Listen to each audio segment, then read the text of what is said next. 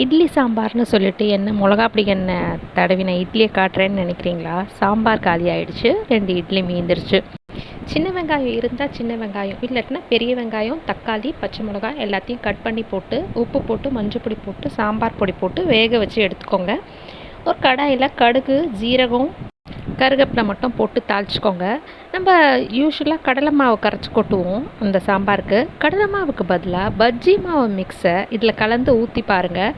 அதோட சுவையே எப்படி மாறுதுன்னே தெரியல, அவ்வளோ நல்லா இருந்தது. ஹோட்டல் சாம்பாரையே மிஞ்சிரும் அளவுக்கு இருந்தது.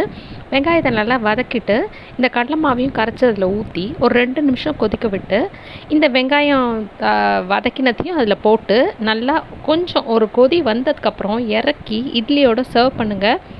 அப்படி 3 போகிறோம் அப்படின்னு சொன்ன என் பையன் 5 இட்லி, இன்னும் 2 இட்லி கிடைக்குமாமான்னு கேட்டு வாங்கி சாப்பிட்டான். அவ்வளோ பிடிச்சிருந்தது எங்கள் வீட்டில் எல்லாருக்குமே. கண்டிப்பாக அதை ட்ரை பண்ணி பாருங்கள். அப்புறம் சாம்பாருக்கு கடலை மாவு, பொட்டுக்கடல மாவு இதெல்லாம் கண்டிப்பாக கரைச்சி கொட்ட மாட்டீங்க. பஜ்ஜி மாவு தேடி கண்டிப்பாக கடைக்கு போவீங்க. அந்த அளவுக்கு இது ஸ்பெஷலாக வந்துருந்தது. ட்ரை பண்ணி பார்த்துட்டு எப்படி இருக்குன்னு சொல்லுங்கள். வீடியோ பிடிச்சிருந்தால் லைக் பண்ணுங்கள். சேனலுக்கு சப்ஸ்கிரைப் பண்ணலைன்னா கண்டிப்பாக சப்ஸ்கிரைப் பண்ணிக்கோங்க. பாய்.